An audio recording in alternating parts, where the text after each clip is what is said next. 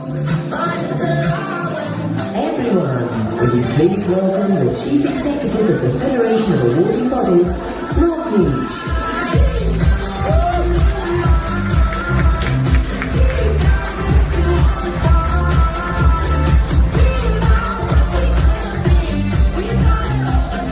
Well, very good morning and welcome to the annual gathering of Plan AO. Yes, this is a week of FAB. Welcome to the Test Community Network weekly update. It's going to be a shortest one for me today. It's been the FAB conference in Leicester, which is a big event for the UK AO sector, particularly the vocational side of things. A great event to go to, 2 days with an awards ceremony. There are going to be some changes though for next year. So anyone who's kind of used to the usual setup where they have the awards and they're going to actually be having the awards separate as part of the conference. I don't quite know how that's going to play out, but I'm going to share with you a few clips that I took from the content from the session, particularly the ones about assessment, and just talk about some of the general themes. But on with the rest of the session. Anything you see today, as ever, you can go to the Test Community Network and you'll find it there. Subscribe for free to the Test Community Network and you get a lovely email that comes through with summaries of key information and events that are coming up your way. So just have a look at those events. On the 3rd, we have the Westminster Education Forum. This is a virtual event where they'll be looking at the future of assessment in schools. Very hot topic at the moment. We've just had the curriculum review as well finish. There is one last webinar which you might catch if you're watching this on the 28th. So check that. If you have a look at the Test Community Network listings for events, you'll see that on there. I've got British Expertise in India webinar. So if you're looking to go out to India, then it's well worth having a check out of that. Cambridge Assessment Network, they've got assessment validation for beginners. This is a kind of short course, online course. Worth checking that out. Straz have got a webinar about AI in action with test development process. We've got the Unlocking the Future Skills, Leadership Skills, ALT Summit. So if you're interested in the Alternative Learning Technologies Organisation, I think, Association of Learning Technologies, that's the one. We've got the Cambridge Assessment, again, they've got multiple choice workshop coming up. And then Dr. Mary Richardson, they've got the Education Assessment Group, one last session before Christmas. That's with Isabel Nesbitt, and you might recall, you'll see on the marketplace that Isabel's just put out a new book, and I suspect that's what they'll be talking about. So other content, we've got Oxford University, they've got how to encourage academic integrity in generative AI. One of the authors of sections from the TBA guidelines, the technology-based assessment guidelines from the ATP, has put out a nice blog article about dealing with disruptions, so it's worth checking that out. Cambridge Assessment again, research, what is computer adaptive, and this kind of plays into a little clip I'm going to play from the latest episode from myself and Amanda from the It Depends podcast, where we talk about adaptive, norm-based, criterion-based. So I'll share that in a second. Evidence-based education podcast. These are the podcasts that are on there. It's got element 3 of 3, I think it is. Edge Futurists, another big part of their review with Ben and Steve. And I've got the cult pedagogy, avoiding the pitfalls of multitasking at school. So if you're interested in that. So I mentioned about the It Depends podcast. I'll play that clip now. This is an episode that's going to come out this week. So make sure you check out wherever you find your podcasts. So when you have a test that is not unidimensional, you have got items that are measuring multiple things. It is more difficult to build an accurate adaptive test, because if they're getting an item wrong because of their reading level, but their math ability is actually up here, the test is going to go down here, and then it's harder. So adaptive tests, the group of items that you're using that algorithm on really needs to be as unidimensional as possible. Obviously. So check out the rest of that episode on the It Depends podcast. The other thing that Play HT, which might be one of these things that might be quite interesting to you, and there's a few of these out there, is the ability to create a voice chat based chatbot. So not just a text-based chatbot, but a voice one. And what you can do within this is you can configure it so you can add a load of knowledge in there, you can add information, you can give it a prompt and guide as to how to start it. And what I've done as an experiment, I do teaching sailing. It's one of my kind of passions, is to program this up to help me as like a learning to sail agent. So let's have a quick play with that. So I'm going to talk to it. Hello, I help beginners learn to sail. What sailing questions do you have for me? Hi, can you tell me about tacking? What's tacking? How does that work? Tacking is when you turn the bow of the dinghy through the wind to change direction. You start by pushing the tiller away from you, turning the boat into the wind. Once you pass through the wind, your sails will...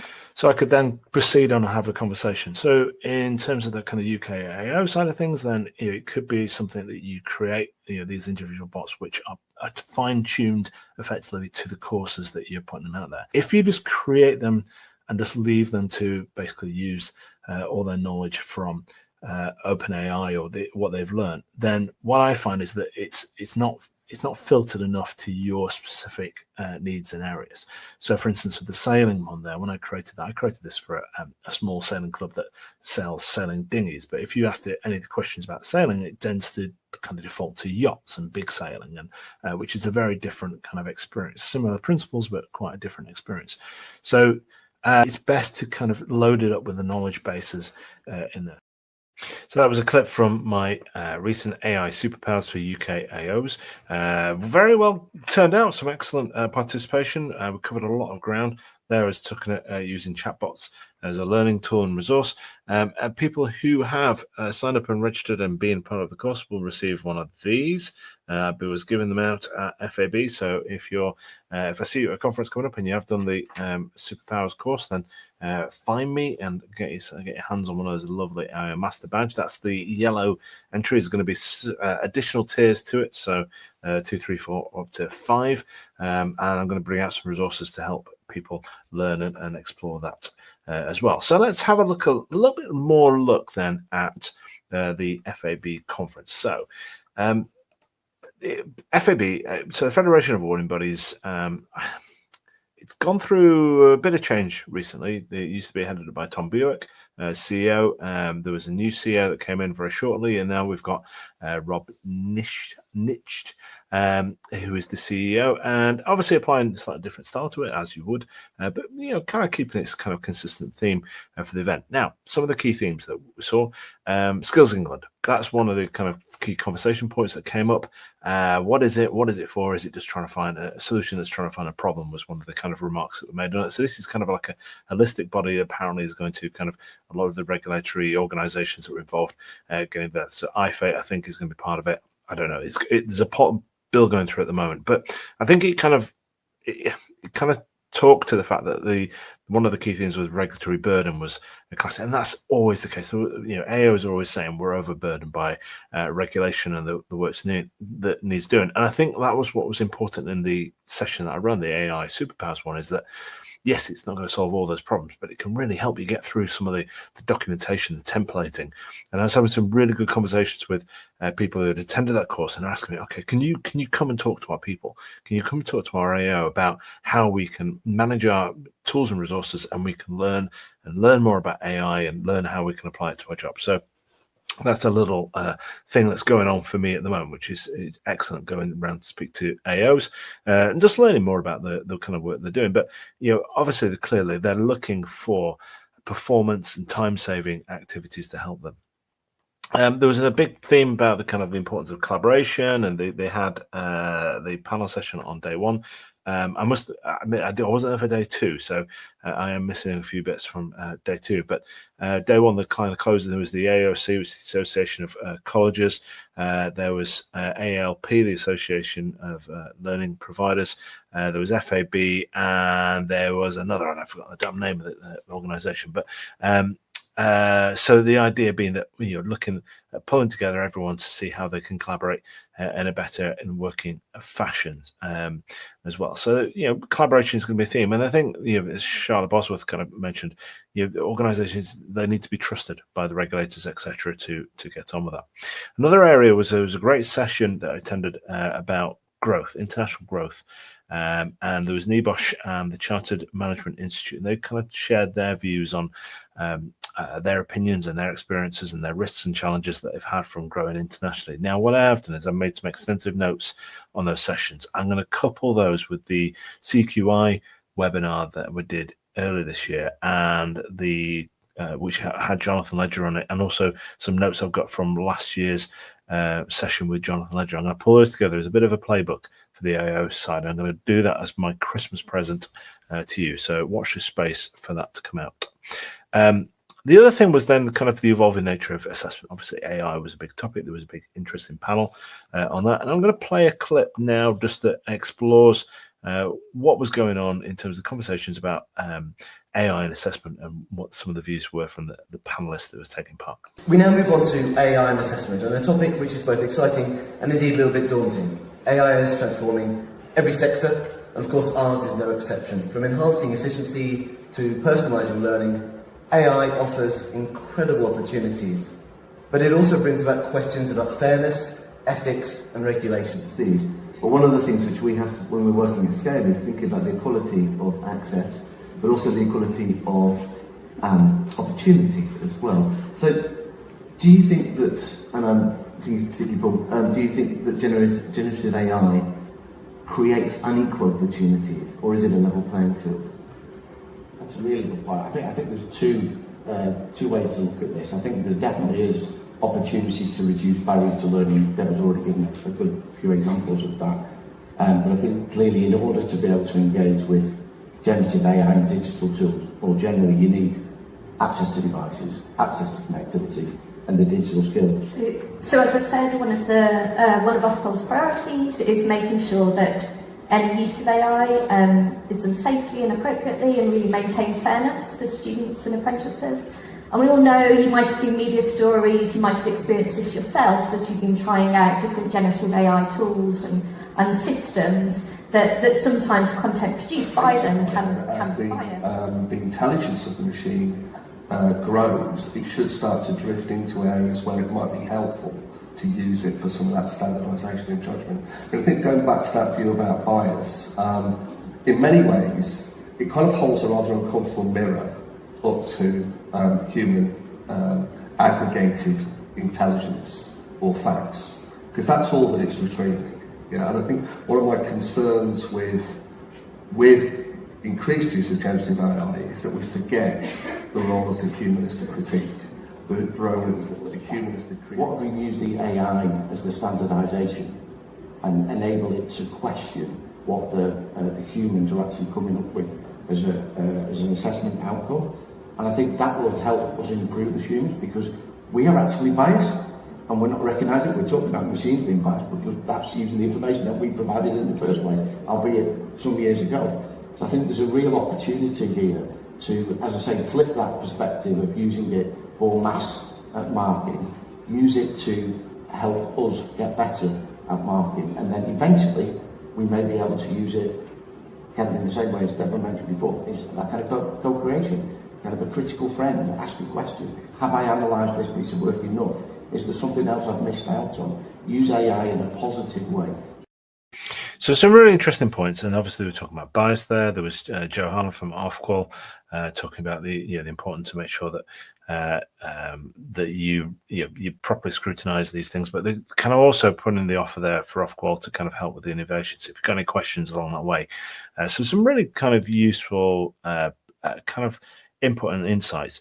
I'll be honest, it kind of met with my expectations in terms of nothing kind of significant to take away that could be applied in a practical sense. And I think that's what's missing at the moment. We're talking about, there's people talking about technologies, AI being labeled and put in every single solution out there, but there's very little kind of in the way of talking about how AOs can be better prepared for the next generation. I kind of put a question where I was saying, well, is there a risk that everyone at the moment is just trying to address the current issue? So they're putting technology pieces in place that leverage the opportunity. So AI marking, for instance, fantastic. AI doing the marking, huge burden lifted off the shoulders of both AOs for cost and savings and performance based, but also teachers. But what happens when the students that are submitting ChatGPT stuff anyway? It's just AI marking at AI. And looking 2-3 years ahead, with the agents and the visualizations and the fact that AI is going to be able to see and understand its environment a lot more, it's going to be a lot more multimodal from the ground up. So things like Astra that's coming out from Google, it's a multimodal system built with multimodal in mind from the ground up. Some significant things. And I think Debra, I didn't include the clip from Debra there, but I'm going to include a clip now, which she kind of talked about the challenges they're facing, the opportunities and the risks and the etc. So let's hear what Debra had to say from Hull College. I think they're far more ready and prepared for this than they have been for other technology introductions. We have an AI academy for our staff. We've introduced Teach-O-Matic for our teachers. We're deploying to back office where we can. I'm using it daily, so I have GPT-4 open on one of my screens routinely. I've got versions of Claude and paid GPT-4 on my phone wherever I go. It's my digital assistant. I think it's ubiquitous. We need qualifications in this area, and I think in the same way that we assess English, maths and digitals as core skills, AI will be there. It has to be, because it is the future. And if there isn't a regulated qualification in this space, what will providers have to do? We make our own. So I'm already looking for awarding bodies to produce qualifications that are quick and easy. And I'm not talking about building AIs, I'm talking about using AIs well. So if there is nothing out there on the marketplace, we know our stuff as well. We can spin up non-reg until there is something that credibly takes its space. I think assessment needs to catch up with the real world. That's just a straightforward thing.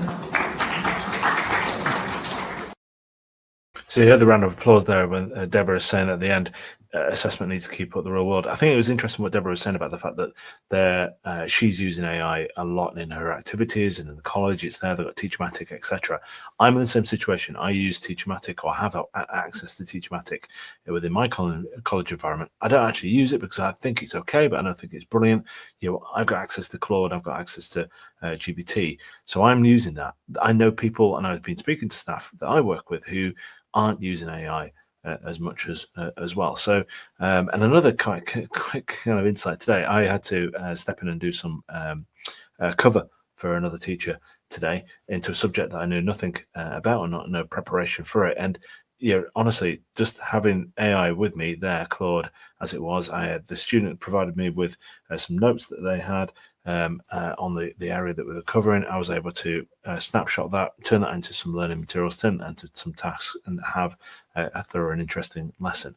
So I think that there is a huge gap.